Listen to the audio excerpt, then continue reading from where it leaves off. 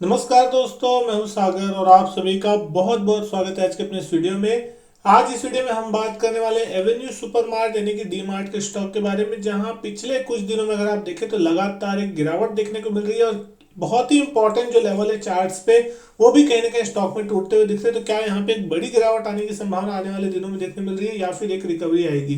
Friday के session में अगर हम बात करें तो ऑलमोस्ट 3842 के आसपास क्लोजिंग देखने मिली। आधा परसेंट आसपास डाउन था, 15 रुपए गिरावट थी। अपने 52 वीक हाई से ये स्टॉक लगभग लगभग 1000 रुपए नीचे देखने मिल रहा है। 4784 रुपए के आसपास का हाई था और जो लो लगा था वो लगभग 3186 का लगा था। तो वहां से अगर हम देखें तो ऑलमोस्ट मिड रेंज के आसपास है, लेकिन चार्ट पे जो है एक गिरावट के संकेत देखने मिल रहे हैं। वॉल्यूम जो था फ्राइडे के दिन 3,45,000 शेयरों का था। वैल्यूएशन वाइज जब आप स्टॉक को देखते हैं तो आपको वैल्यूएशन बहुत ही हायर साइड में देखने मिलते हैं। कहीं ना कहीं बहुत ही रिच वैल्यूएशन जो है स्टॉक कमांड करता है। 108 के पी रेशियो पे आपको चलता हुआ दिख रहा है। ईपीएस ऑलमोस्ट 35-36 रुपीज के आसपास की है। प्राइस टू बुक पे भी अगर आप देख रहे हैं तो ऑलमोस्ट 18 की प्राइस टू बुक पे स्टॉक मिलता है। मार्केट कैप 2.5 लाख करोड़ रुपए के आसपास का है। फ्यूचर एंड ऑप्शन में फिलहाल अभी ये स्टॉक ट्रेड नहीं होता है, इसलिए कहीं ना कहीं कोई प्रॉब्लम यहाँ पे दिखने मिलती है। हमेशा से एक बात निकल के आ रही है कि इतना बड़ा मार्केट कैप होने के बावजूद भी ये स्टॉक एफ में ट्रेड नहीं हो रहा है। जब तक एफ में नहीं आएगा तब तक आपको ये स्टॉक जो है निफ्टी में भी लिस्ट होता हुआ नहीं दिखाई देगा। तो कहीं ना कहीं ये सारी चीजें जब ये न्यूज आएगी तो डेफिनेटली इस स्टॉक में पॉजिटिव इंपैक्ट देखने को मिलेगा, लेकिन जब तक नहीं हो रहा है तब तक इस स्टॉक में थोड़ा मेजर प्रेशर जो है वो बना हुआ है। आगे चल के अगर हम बात करें स्टॉक प्राइस की तो आप यहाँ देख सकते हैं जिस तरीके से फ्राइडे की क्लोजिंग देखने मिली, पिछले 5-6 दिनों से स्टॉक जो है कहीं ना कहीं प्रेशर में है।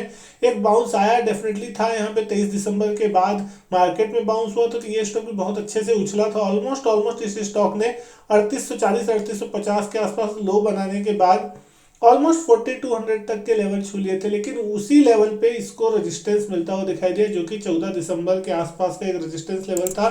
तो वहां पे ऑलमोस्ट ऑलमोस्ट समझ के चलिए कि डबल टॉप का एक पैटर्न जो है कहीं ना कहीं बनता हुआ दिखा और वहीं से इसने रेजिस्टेंस फेस किया और फिर से एक सेल ऑफ आया और अब ये जो लो लेवल तोड़ रहा है जो कि डबल बॉटम जैसा सपोर्ट बन रहा था उसको इस स्टॉक ने कहीं ना कहीं तोड़ दिया है फ्राइडे के सेशन में।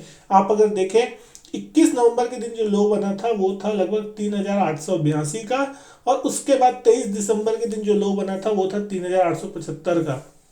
तो यहाँ पे 5 जनवरी के दिन हमने लो दिया 3857 का और ऑलमोस्ट फ्राइडे के दिन लो आया 3842 का। लगातार 2 दिन इस लेवल के नीचे गया है स्टॉक और कहीं ना कहीं ये चीज मान के चलना चाहिए कि ये स्टॉक अब नीचे गिरने को शायद तैयार होता हुआ दिखाई दे रहा है।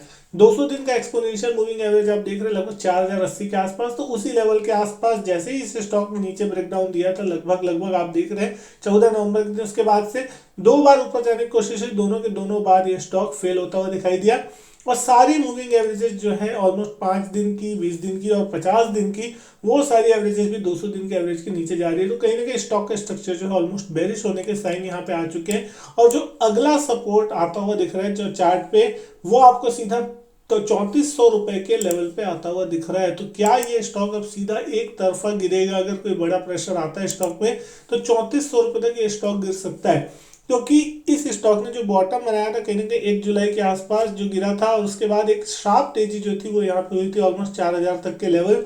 तो अब अगर ये लेवल इंपॉर्टेंट टूट रहे हैं जो एक सपोर्ट लेवल के रूप में कामकाज कर रहा था अभी 3800 के आसपास का, 3800 3900 का, उसके नीचे एक फ्री फॉल जैसा एक पैटर्न बनता हुआ दिख सकता है। अब बनेगा नहीं बनेगा ये मार्केट बताएगा। तो दोस्तों यहाँ पे बिल्कुल किसी को डराने की बात नहीं है। मार्केट में हमेशा ऐसा देखने मिलता है जब भी कोई बड़े लेवल्स टूटते हैं तो एक बड़ी गिरावट होती है। आप जैसे कि यहाँ इतिहास में यहाँ पे भी देख सकते हैं जैसे कि अक्टूबर के आसपास इस स्टॉक ने जब ये लेवल तोड़ा था लगभग लगभग 4140 का, तो 3800 रुपए तक की जो गिरावट थी वो यहाँ पे देखने मिली। लगातार 4-5 दिन तक स्टॉक धीरे धीरे करके नीचे आता हुआ दिखाई दिया था।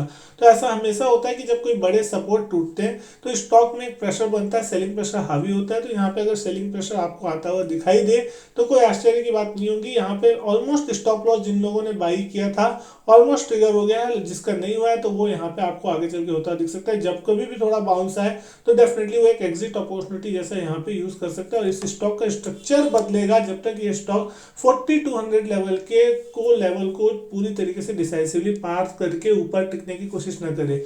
जब तक ये स्टॉक ऊपर नहीं जाएगा इसके, तब तक आप यहाँ मान के चलिए कि स्टॉक में प्रेशर बना रहेगा। इसके ऊपर जाने के बाद ही इस स्टॉक का स्ट्रक्चर जो है रिवर्सल बनाएगा और फिर आप समझ सकते हैं कि ये स्टॉक फिर से ऊपर जाने को तैयार होता हुआ दिखाई देगा। आरएसआई के भी लेवल पे देखें तो भी आरएसआई का लेवल इसको ऑलमोस्ट 39 के आसपास का चलता हुआ दिख रहा है, कि ना ही ओवरसोल्ड के रीजन के आसपास से बिल्कुल भी नहीं आया। तो यहाँ से अभी और भी गिरावट अगर होती है तो 30, 28, 25 तक के भी अगर आरएसआई लेवल देखने मिलते हैं यहाँ पे, तो कोई आश्चर्य की बात नहीं होगी, वहां पे आपको एक अच्छी खासी गिरावट भी जो है वो देखने को मिल सकती है। तो दोस्तों उम्मीद करता हूँ वीडियो जो है आपको पसंद आई हो। वीडियो अच्छी लगी हो तो लाइक करें, शेयर करें, चैनल नहीं किया सब्सक्राइब तो चैनल सब्सक्राइब जरूर करें। मैं आपसे मिलता हूं अपने नेक्स्ट वीडियो में, तब तक के लिए goodbye and thank you.